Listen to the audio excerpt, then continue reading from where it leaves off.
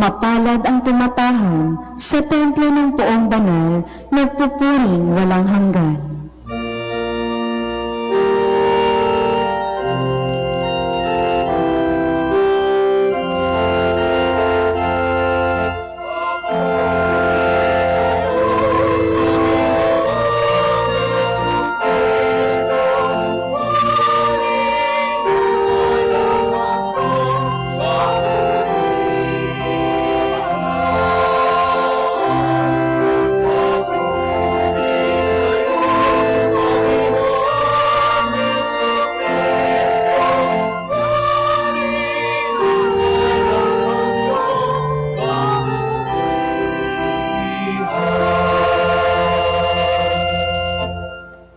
Sumainyo ang Panginoon. At sumaiyo rin. Ang mabuting balita ng Panginoon ayon kay San Mateo. Papuri sa iyo, Panginoon.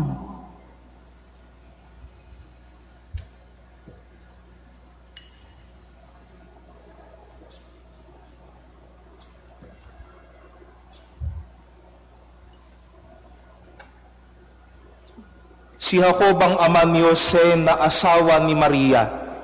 Si Maria naman ang ina ni Jesus na tinatawag na Kristo. Ganito ang pagkapanganak kay Hesukristo. Si Maria na kanyang ina at si Jose ay nakatanda ng pakasal. Ngunit bago sila nakasal, si Maria ay natagpuang nagdadalang tao. Ito'y sa pamamagitan ng Espiritu Santo. Isang taong matuwid itong si Jose na kanyang magiging asawa. Ngunit ayaw niyang mapahiya si Maria, kaya ipinasya niyang hiwalayan ito ng lihim. Samantalang iniisip ni Jose ito, napakita sa kanya sa panaginip ang isang anghel ng Panginoon. Sabi nito sa kanya, Jose, anak ni David, huwag kang matakot na tuluyang pakasalan si Maria, sapagkat siya'y naglilihi sa pamamagitan ng Espiritu Santo. Manganganak siya ng isang lalaki, at ito'y pangangalanan mong Jesus, sapagkat siya ang magliligtas sa kanyang bayan sa kanilang mga kasalanan. Nang magising si Jose, sinunod niya ang utos ng anghel ng Panginoon.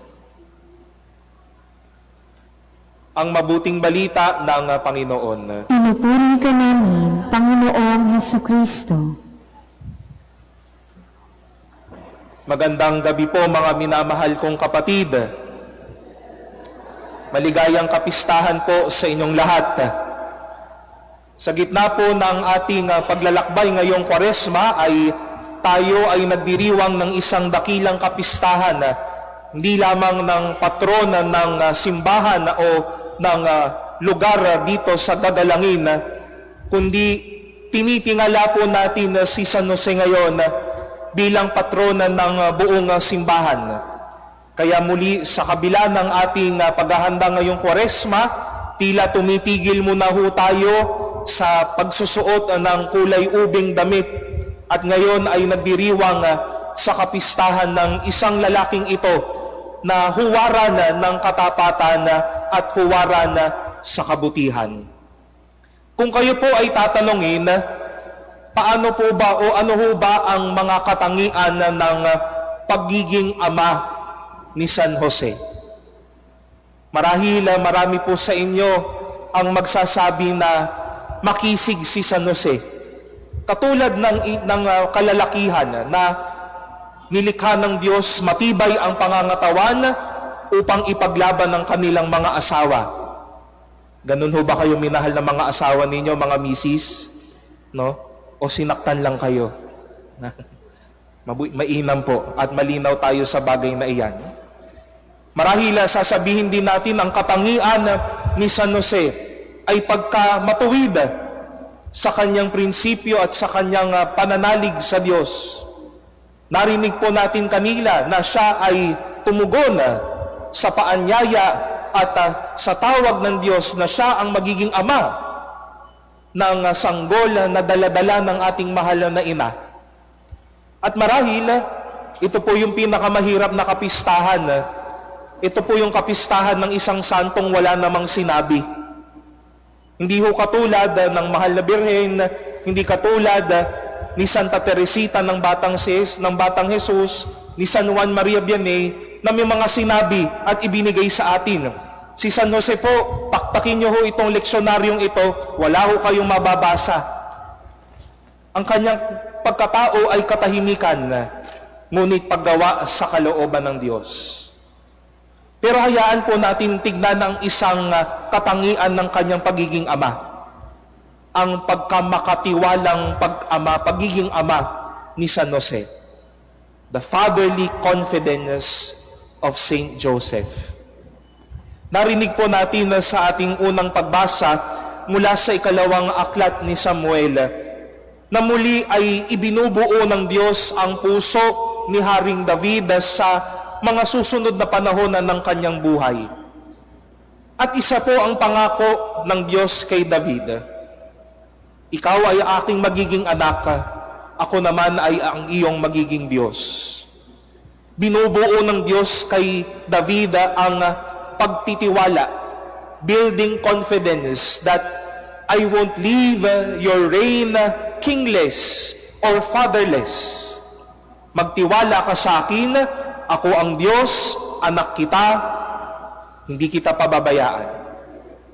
Narinig din natin sa ating ikalawang pagbasa mula sa sulat ni Apostol San Pablo sa mga taga-Roma, ang katauhan na naman ng isang ama, si Abraham.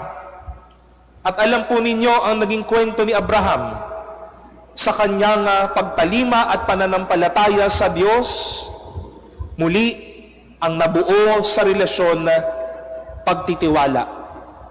Confident to the hand of God working in his relationship. At muli, dito nanindigan, dito tumayo si San Jose sa kanyang pagkamakatiwalang puso sa harapan ng Diyos.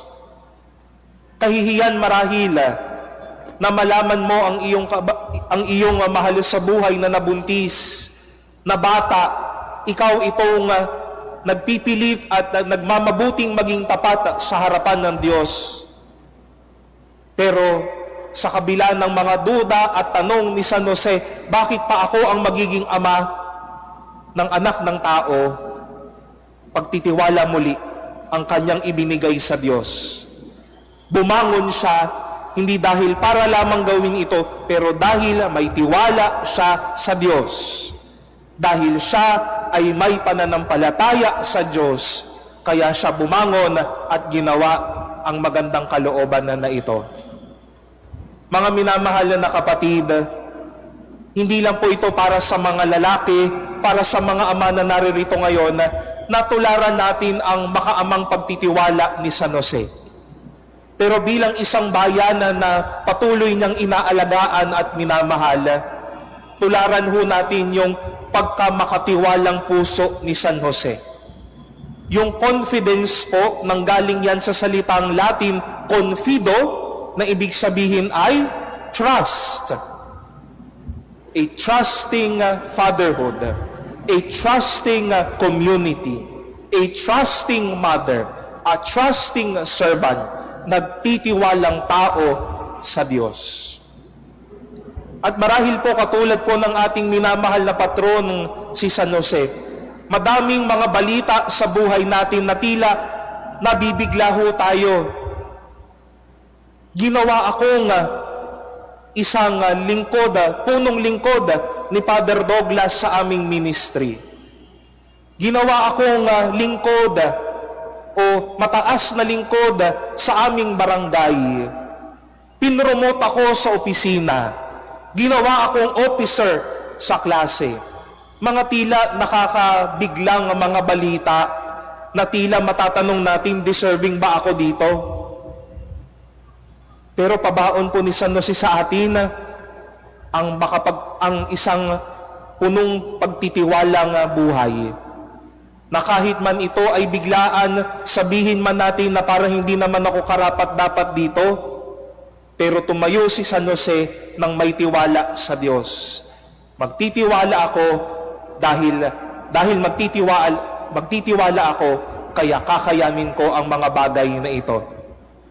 At marahil hindi lamang po ito sa mga nakakabiglang mga eksena ng ating buhay. Araw-araw po humaharap po tayo sa madaming misyon, sa madaming problema, sa madaming katotohanan at realidad ng buhay na ito. At tinuturuan tayo ni San Jose bumangon, maging ama, maging ina, maging lingkod, maging isang miyembro ng komunidad ng may pagtitiwala. Rising up always in confidence. Na tila haharap tayo sa isang panibagong araw, ang daladala, ang langis ng pagpapatuloy, pagtitiwala sa Diyos. Ito po ang tularan natin at ito nawa ang maging regalo ni San Jose sa atin, mga minamahal na kapatid. Pagtitiwala sa Diyos. Bakit ka magpapatuloy sa paglilingkod? Bakit ka magpapatuloy sa pagmamahal sa iyong pamilya? Bakit ka babangon na araw-araw? Dahil may tiwala ka sa Diyos. Dahil may dahilan ka. Bakit ito ipagpapatuloy? Bakit ka babangon upang yakapin ang kalooban ng Diyos?